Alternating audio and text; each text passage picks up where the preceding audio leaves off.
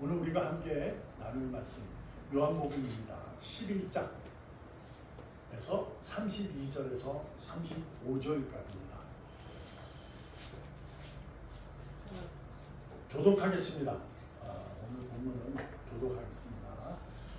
제가 읽고 여러분 읽고 마지막 35절은 같이 읽겠습니다. 마리아가 예수 계신 곳에 가서 배웠고 그 발 앞에 엎드려 이르되 주께서 여기 계셨더라면 내 오라버니가 죽지 아니하였겠나이다 하더라. 예수께서 그가 묻는 것과 또 함께 온 이들이 묻는 것을 보시고 심령에 비통히 여기시고 불쌍히 여기사 이르시되 그를 어디 두었느냐 이르되 주여 와서 보옵소서 하니 예수께서 눈물을 흘리시더라. 눈물을 흘리시더라. 예수님이 그래서 눈물을 흘리십니다. 여러분도 좀 이렇게 관심 있게 이렇게 교회의 건물을 이렇게 보게 되면, 그러니까 저희 같이 상가 말고 이렇게 교회에 보면 감리교하고 저희하고 조금 다른 그림이 있어요. 그러니까 다 그렇지는 않아요. 일반적이지 않은데 감리교는 예수님이 웃으시는 그림을 크게 제 얼굴을 이렇게 합니다. 장로교는 그게 좀 없어요. 그럼 성경에 예수님이 웃으셨다는 얘기가 없기 때문에 있긴 합니다. 오늘은 여러분 예수님이 눈물을 흘리신 내용을 가지고 여러분과 제가 주님의 그 마음을 본문을 통해서 그 본문에 나타난 사건을 통해서 주님의 마음을 헤아려 보기를 원합니다. 늘 우리는 하나님이 우리의 마음을 헤아리기를 원하잖아요. 그래서 우리가 그러한 모습 속에 내 자신이 더욱더 아름답게 하는 거죠. 오늘은 우리가 더 아름다운 믿음의 삶을 살기 위해서 주님의 마음을 눈물을 통해서 헤아려 볼 수 있는 시간이 되고자 합니다. 간단히 말하면 이런 겁니다. 눈물을 주님이 흘리셨다. 그렇죠? 예수께서 눈물을 흘리시더라. 오늘 본문에 기록되어 있습니다. 이것은 우리가 아는, 여러분도 잘 아는 요한복음의 11장의 얘기는 나사로의 부활, 다시 살아나시며 이 살아나심은 예수님의 부활함하고는 다른 개념입니다. 왜냐하면 나사로가 살아난 거는 다시 살아난 거예요. 근데 또 그는 죽어요. 육신이. 예수님의 부활은 영원한 거예요. 그래서 우리가 살아났다는 그 얘기를, 그 기적을 가지고 흥분하고 그러면 안 돼요. 왜냐하면 부활의 신앙을 갖고 있는 거예요. 주님이 첫 열매가 되셔서 부활. 그리고 우리는 영원히 죽지 않는 영생이라는 것이 바로 부활의 얘기예요. 그러니까 여러분 누가 죽다가 와 아름다운 거죠. 감사스러운 거예요. 감사한 일이죠. 그러나 거기에 우리가 신앙이 목적이 매몰이 되어버리면 우리가 흔들립니다. 여러 모습 속에 내가 삶 속에 일어나는 일들을 내가 흔들려요. 나사로도 다시 살아났지만 죽었어요. 다시 죽었어요. 그리고 지금 주님 품에 갇힌 일들 있습니다.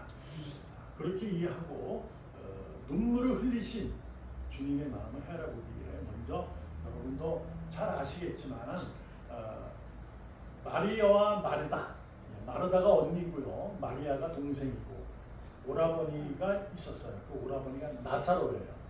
요 형제가 예수님을 참 사랑했어요.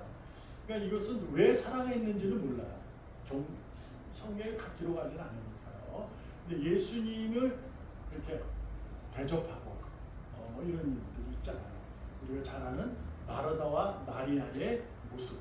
마르다는 열심히 하는 대접하기 위해서 제대로 하는 데 열심히 음식을 준비하고, 마리아는 그건 전혀 안 하고 그냥 예수님 발 앞에 가서 눈물을 흘려 눈물이 아니죠. 발 앞에서 쳐다보면서 말씀하세요 이렇게 해서 말씀을 듣기를 원했고 그러자 우리 마르다와 언니와 동생이 야 주님 좀 이렇게 해주세요 라고 그런 얘기도 하고 그러자 예수님 말씀도 하시고 뭐 이런 거예요.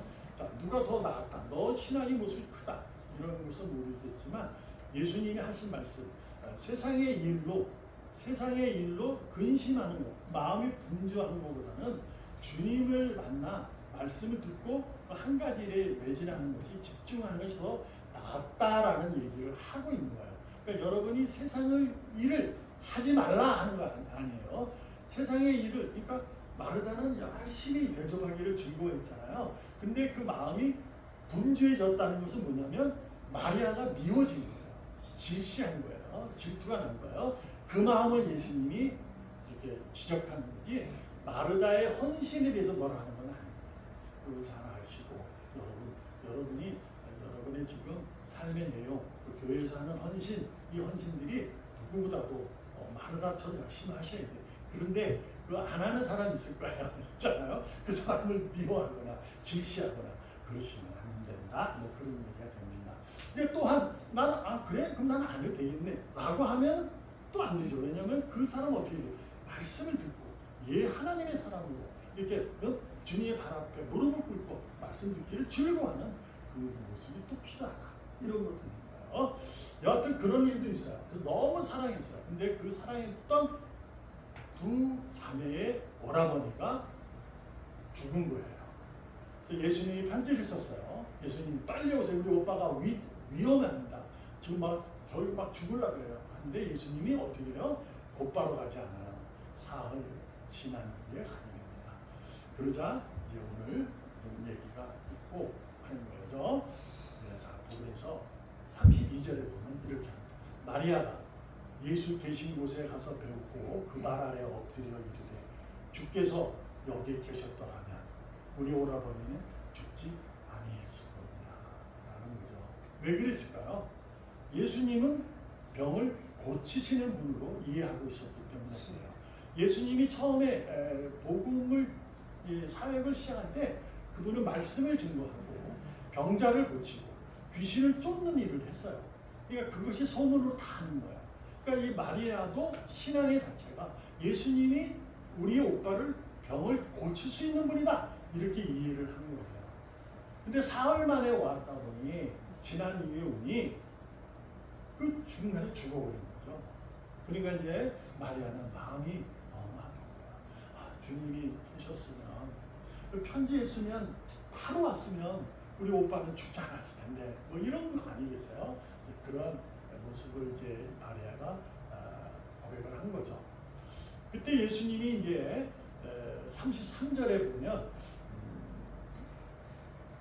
이런 얘기예요. 그가 우는 것.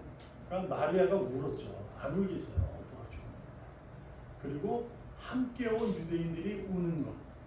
그 장례 유대인들의 장례는 일주일을 한다고 합니다. 그래서 거기선 같이 울어주고 우리도 하잖아요. 옛날에 보면 지금이야 뭐 없어져. 뭐죠? 뭐라고 그러더라? 혼주는 결혼이잖아. 그 대표하는 사람은 여기 아들이 고부인데 상주. 앞에서 곡하는 사람. 상주. 요새 이래요 제가. 상주가 이제 곡을 했잖아요. 옛날에 그랬어요. 시골에 가면 정말 그랬어요. 저도 한번 가서 시골에 한번 가서 장사 지냈는데 진짜 천막을 밖에다 이렇게 저도 불 펴놓고 막 하는 거예요. 근데 그 장소는 상주는 계속 사람 올 때마다 곡을 해요. 그러면 또 우는 것이잖아요. 그 우는 거를 보는 거예요. 그러니까 이 유대인들하고 마리아하고 둘이 울었잖아요. 왜요? 그것은 이제 나사로의 죽음에 대해서 유대인들은 안타까움이 있고 우리가 누가 죽으면 안타깝잖아요. 그들이 얼마나 이렇게 하나님이 죽었을까. 그러니까 안타까움이 우는 거죠. 근데 마리아도 우는 거예요. 근데 여기서 여러분과 제가 이제 오늘 본문의 내용 중에서 주님의 마음 헤아리는 부분이 바로 여기 있어요. 그 다음을 우리 한번 읽어볼게요. 우는 걸 보시고 그 다음에 시작. 심령의 비통이 여기시고 불쌍히 여기사. 그 우는 걸 보고 예수님의 마음이 어떻다? 이게 엠브로마이마스라는 용어예요. 비통하다. 이게 무슨 어떤 의미냐면 분노했다는 거예요. 근데 어떤 분노냐면 매우 분노했다. 매우 화가 났다는 거예요. 예수님. 여러분 이해합니까? 아니 마리아가 오빠가 줘서 울고 나사로라는 그 아는 친구들이나 모든 사람이 와서 우는 걸 봤는데 예수님이 왜 분노를 하는지 이게 이해가 안 되잖아요. 그죠? 근데 더 재밌는 건 뭐냐면 그 다음에 가면 예수님이 눈물을 흘리셔요. 그래서 우리가 잘못 이해하면 비통하여 눈물을 흘린다 이렇게 이해할 수가 있는 거예요. 무슨 얘기냐? 나사렛의 죽음을 예수님도 비통히 여기시는 거죠. 그래서 눈물이 흘렸다 이렇게 이해해요. 아닙니다. 전혀 아닙니다. 전혀 다른 얘기예요. 예수님이 비통히 여기시고 불쌍히 여겼다. 여기서 우리가 이렇게 불쌍히 여겼다. 이것을 가지고 이제 눈물로 이해하는 건데 그 얘기가 아닙니다. 불쌍히 여겼다. 심령이 부터 화가 났는데 불쌍히 여겼다. 이 얘기 무슨 얘기냐? 생명이 무엇인지를 모르는 거죠. 생명의 근원이 무엇인지를 모르기 때문에 화가 나신 거예요. 예수님이 너희들이 나를 이해하는 게 그냥 한낱 병을 고치는 사람으로 이해해야 돼. 마리아에게 그 메시지를 전하는 거예요. 유대인들에도 같은 거예요. 유대인들의 전통의 모습이 있어요. 장례 문화 같이 울어주는 거. 이거 아주 귀한 거예요. 그 문화. 근데 유대인들이야 그렇다고 치고 마리아는 그러면 안 된다는 거죠. 근데 마리아도 모를 수 있었어요. 뭐 한두 번 치면 여러분과 저도 포함해서요. 이 본문 때문에 우리가 누군가가 요즘에도 누가 이제 상을 당하면 울면은 안 된다고 그러잖아요. 야단치고요. 이 우는 것을 왔다는 얘기를 하나님이 지금 너 우니까 너 그 사람 주서 우니까 나는 마음이 너무 아파. 이 얘기를 하는 게 하시는 게 아니라 나를 단지 병을 고치는 자로 믿고 있다는 거죠. 여러분과 제가 교회를 다니고 예수를 믿는 자체가 내 세상을 살아갈 때 삶의 이 유익과 편함을 위해서 예수를 믿는 것으로 이해하고 있다면, 그렇게 믿고 있다면 비통하신 거예요. 너무 화가 나는 거예요. 나는 그게 아니라는 거예요. 나는 생명의 근원이다. 이 얘기를 하고 있어요. 그래서 그 다음이 불쌍히 여겼다라는 거죠. 매우 분노하시는 갑자기 불쌍히 여겨요. 이것은 뭐 사도 요한이 쓸 길이 없었어요. 그냥 하나님이 예수 우리의 모습 때문에 화가 나셨어요. 그래서 우리가 일을 하니까 예수님이 화를 하다가 참다가 호흡을 몇 번 하더니 요새 호흡하면 4초 들이마시고 이런 호흡법 있잖아요. 마음이 막 흥분되면 그 호흡법으로 해가지고 얘네들이 몰라서 그러는구나, 불쌍히 이렇게 이제 다 쓸 수는 없잖아요. 이런 부분이 있었을 거예요. 이 불쌍히 여긴다는 게 긍휼히 하시는 거예요. 예수님 여러분은 저를 끝까지 의인을 향해서 그의 눈물은 흐릅니다. 긍휼히 눈물이 늘 흐르세요. 마음에서. 우리가 헛된 길을 걷더라도 그가 나의 사람이라면, 내 백성이라면 그분은 그를 위해서 눈물을 흘리시는 거예요. 마음이 아프지만 불쌍히 여긴다.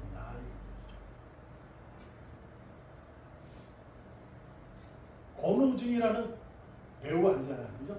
그분이 요새 안 나오잖아요. TV장. 권오중. 많은 분은 아실 거예요. 아들이 그 장애인이잖아요. 발달 장애인. 너무너무 힘들게 뭐 이상호라는 가수의 또 마찬가지지만, 근데 권오중 그분이 배우가 신앙 고백하고 강의하는 내용의 한 부분이 이런 부분이 있어요. 오해하지 마시고 들으세요. 하나님의 자녀는 교회에서 죄를 짓지 않는다는 거예요. 교회에서는 죄도 하지, 나쁜 짓도 안 하고, 교회 안에서. 그런데 집에 가면 죄를 짓는다는 거예요. 왜요? 주님이 안 보니까. 교회에 오면 주님이 보이는 듯 하니까 죄를 안 짓는데, 집에 가면 죄를 짓는 거예요. 그게 뭐냐면 자기의 모습이 예수님이 안 보인다. 그래서 죄를 짓는 거예요. 근데 그분이 결론적으로 딱 얘기해요. 그러나 여러분과 저는 교회입니다. 예배당이든 집이든 우리는 교회입니다. 그래서 하나님의 자녀는 하나님의 자녀답게 살아야 한다는 고백이에요. 이게 바로 심령이 비통한 예수님의 마음이, 그의 마음을 찔러 그가 예수님 불쌍히 여기자 반가하지. 그도 수없이 돈을 벌기 위해서 애썼잖아. 그리고 발달 장애인이 애들한테 괴롭힘을 당하고 몸집도 크다고 그랬다 아들이. 근데 지금은 뭐 한다, 뭐 대학을 가는 뭐 한다는 거 잘 컸어. 근데 그 아들을 위해서 처음에는 돈을 벌어서 아들을 케어하려고 했는데 이게 아니라는 걸 알고 그 다음부터 직접 배우의 역할을 빼고 그냥 아들을 위해서 자기를 희생하는 거야. 교회에 다니면서. 그 전부터 신앙은 있었습니다. 부인하는 것이. 그래서 지금 이런 모습이 있으면서 그가 여러 교회에 다니면서 제가 여러분에게 부탁하고 싶은 건 바로 이건 눈물을 흘리는 그 눈물이 예수님의 마음이 여기에 큰 마음이 있어요. 여러분과 제가 교회임에도 불구하고 교회로서의 모습이 교회 예배당 안에서만 이루어지고 있다면 하나님은 기뻐하지 않아요. 기뻐하지 않습니다. 여러분은 교회입니다. 아멘. 저도 교회입니다. 아멘. 제가 이렇게 여러분에게 말씀을 전하는 것은 제가 여러분보다 더 능력 있고 힘 있고 고귀하고 그래서가 아니에요.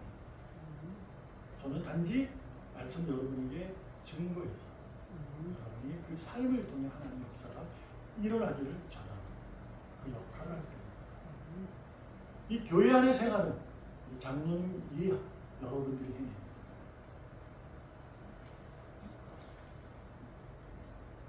근데 예배당 안에서만 이루어져서는 안 된다는 얘기입니다. 집에 가도 예수님이 안 보이는 거죠. 그러니까 그러지 마시고, 예수님은 전화 통화 안 되잖아요. 장로님하고 통화해요. 장로님 보고 있잖아. 안수처럼 통화하고 뭐 이러는 거예요. 우리는 뭐 단톡방에서 요즘에 많이 그러면서 서로 사랑의 공동체를 나누고 이런 모습이 우리에게 있어야 될 줄 믿습니다. 그 이유는 이겁니다. 다 같이 시편 39편 7절 읽습니다. 시작. 주여 이제 내가 무엇을 바라리요? 나의 소망은 주께 있나이다. 아멘. 다윗을 깨달은 거예요. 세상의 것들을 다 가지고 있어도 그것이 자신에게 큰 유익, 영원한 유익 주지 못한다는 것을 압니다. 세상의 것은 소망이 될 수 없다는 것을 그는 깨달습니다. 그래서 이제는 나의 소망은 주님뿐입니다. 아멘. 이렇게 고백한 거죠. 아멘. 여러분, 우리들이 주님의 눈물을 보면서 회개할 부분이 바로 이겁니다.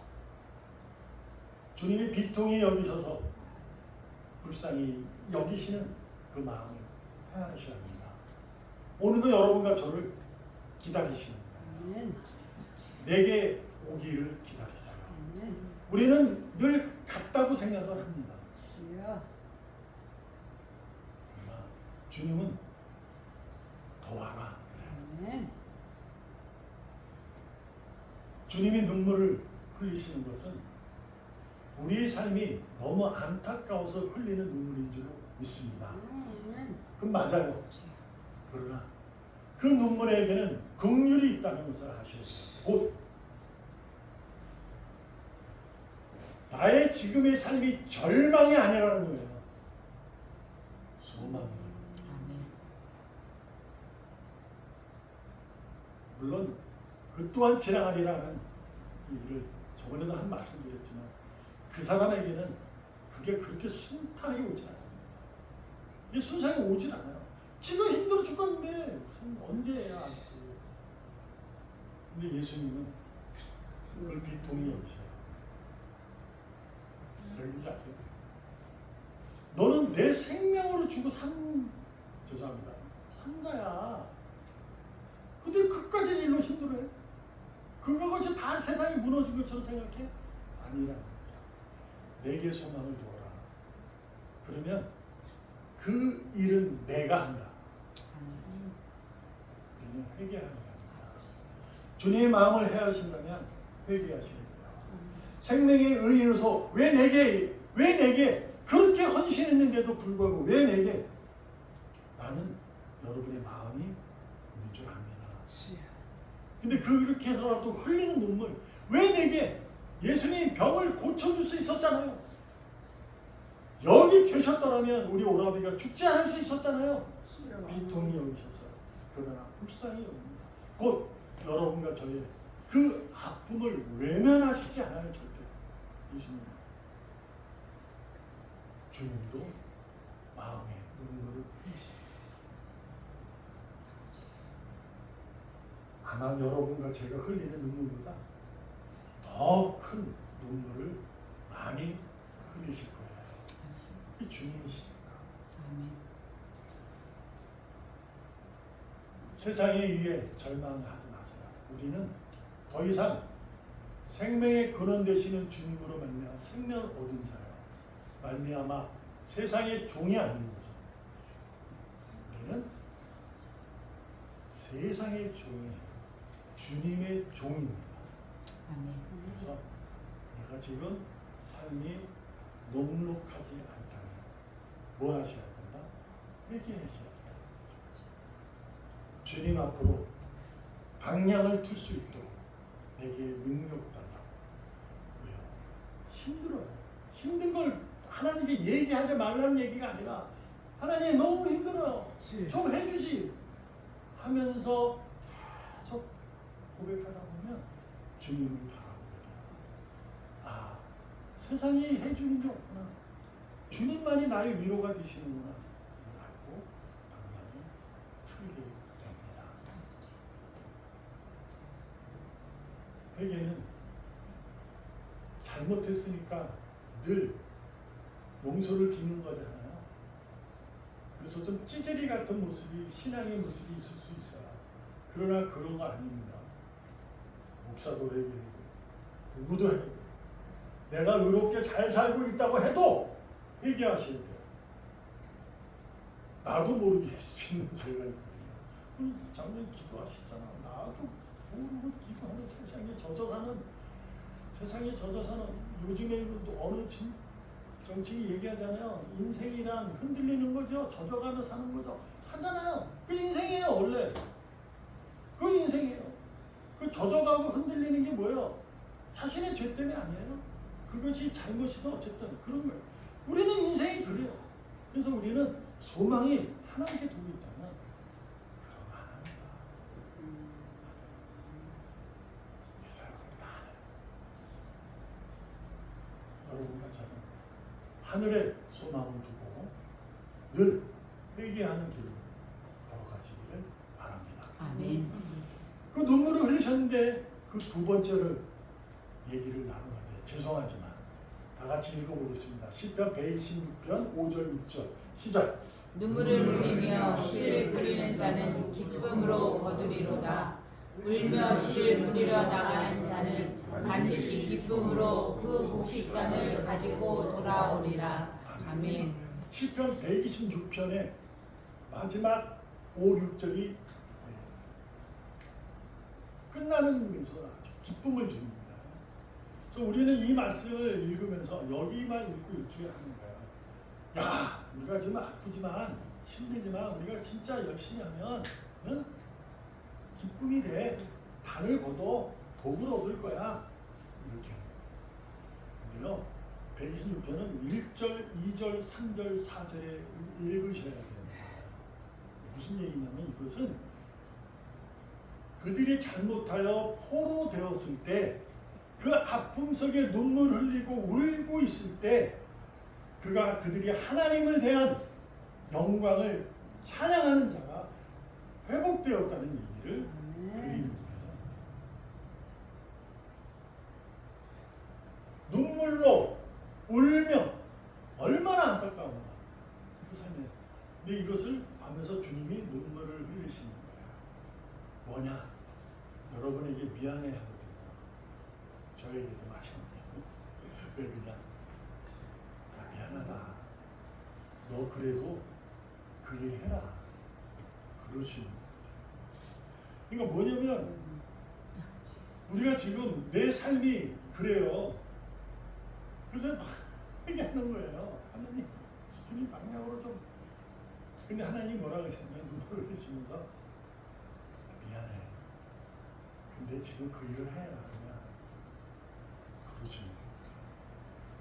이렇게 얘기 안 해요. 아, 너 진짜 힘들겠구나. 내가 화가 변하고 복으로 바꿔줄게. 그러지 않아요. 그러지 않아요. 그냥 씨를 뿌리내는 거예요. 하나님의 사람으로 살으라는 거예요. 네가 그 일을 할 때 아픔이 있고 슬픔이 있거든. 근데 내가 너에게 생명의 근원 됐잖아. 그러니 그 일을 해라. 맡겨주고 주어진 일을 해내는 거예요. 그게 뭐예요? 소명받은 자. 소명은 뭐예요? 부름을 당한 자예요. 부름을 당한 자는 목사에게만 사명이 있지 않아요. 각자에게 다 사명이 있기 때문에 그 하나님은 그에게 맡겨주고 주어진 일이 있어요. 그 일은 다 다릅니다. 그래서 교회 안에서 오면 교회 일이 사명으로 여기는 부분이 그전에는 많았어요. 그래서 전부 다 교회 와서 열심히 지내가면 피곤해서 잠을 자는 거죠. 요즘에는 안 그러잖아요. 교회 안에서도 일하는 거예요. 옛날처럼 교회에서 뭐 하루 종일 있고 큰일 난 거죠. 집에 가서 뭐냐? 너 그 일을 그냥 해라. 여러분에게 주어진 일이, 나에게 맡겨진 일이 교회 안에서는 직분으로 이해될 수 있습니다. 그 직분의 역할에 맞는 모습을 여러분이 해내셔야 돼요. 힘들 수 있어요. 내가 그 역할을 잘 감당할 수 있을까? 내가 지금 상황이 있는데 잘 못할 수 있지. 근데 뭐라 하시냐면 하라고. 그것이 무엇으로 하느냐가 중요한 게 아니고 너는 내 자녀로서 하라. 많고 적고 뭐 크고 작고 이런 얘기가 아니다. 그냥 하라는 거죠. 장로님은 장로의 역할을 하고 안수장 안수장 역할을 하고 권사는 권사 역할을 하라. 그리고 다른 시장님 맞춰서 그 일을 하는 거죠. 여기에는 하나가 필요해요. 즐거움이 있어야 돼요. 그래서 기쁨. 눈물을 흘리면서 기뻐할 수 있습니까? 눈물 뿌려 기쁨으로 단을 얻는다. 눈물을 뿌리러 가서 그냥 기쁨으로 뿌릴 수 있지. 그냥 뭐 푸념하고 아주 포기하고 뿌릴 수 있겠죠. 근데 이런 얘기입니다. 눈물 흘리고 울면서 씨를 뿌리는 수 있는 사람은 기쁨이 없으면 못 뿌립니다. 그거. 그렇잖아요? 즐거우니까 뿌리는 거지. 교회 안에서 주어진 일에 맡겨진 일에 최선을 다하시고 여러분 각자로 집으로 돌아가면 여러분의 교회 권은중 배우가 얘기하면서 강조하는 것처럼 거기도 주님 내가 교회에 있는 믿으시고 주님이 머리 되시는 믿으시고 여러분에게 주어진 가정 여러분이 일하는 직장, 여러분이 하는 사업, 내가 감당하는 모든 일, 그 일에도 하죠. 잘하죠. 잘하죠.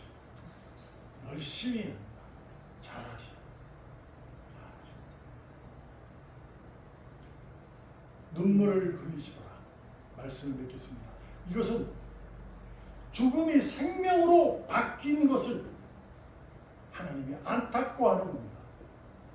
여러분과 제가 인생에서 믿음을 가지고 살아간다면서, 내가 의인으로 하나님 나라의 백성이라고 하면서 세상의 일로 하나님, 내가 그렇게 그 열심히 다녔는데 왜 내가 이 변화가 없어요? 내게 왜 힘을 안 줘요? 내게 이 능력을 안 줍니까? 안타까워. 예수님이 뭐라고 해요? 비통이 여기십니다. 불쌍해요. 생명 줬잖아, 엄마. 내가 너에게 내 생명 흐르고 있는 겁니다. 그 생명을 가졌습니다. 그러므로 우리는 이제 교회에서뿐만 아니라 예배당에서뿐만 아니라 집이나 직장이나 사업자 내가 있는 그곳에서 주님의 마음을 비통하게 하면 안 돼요. 그 마음을 헤아리시고 여러분과 저는 언제나 내게 주어지고 맡겨진 일에 기쁨으로 담을 거두시기 위해 씨를 뿌리는 데 애쓰고 노력하기를 주님의 이름으로 전심을 다해서 아멘. 기도하겠습니다. 살아계신 하나님, 오늘도 날마다 기쁨의 눈물을 흘리기를 소망하며 붙잡아 주시옵소서. 살아계시는 예수님의 이름으로 감사하며 기도합니다. 아멘.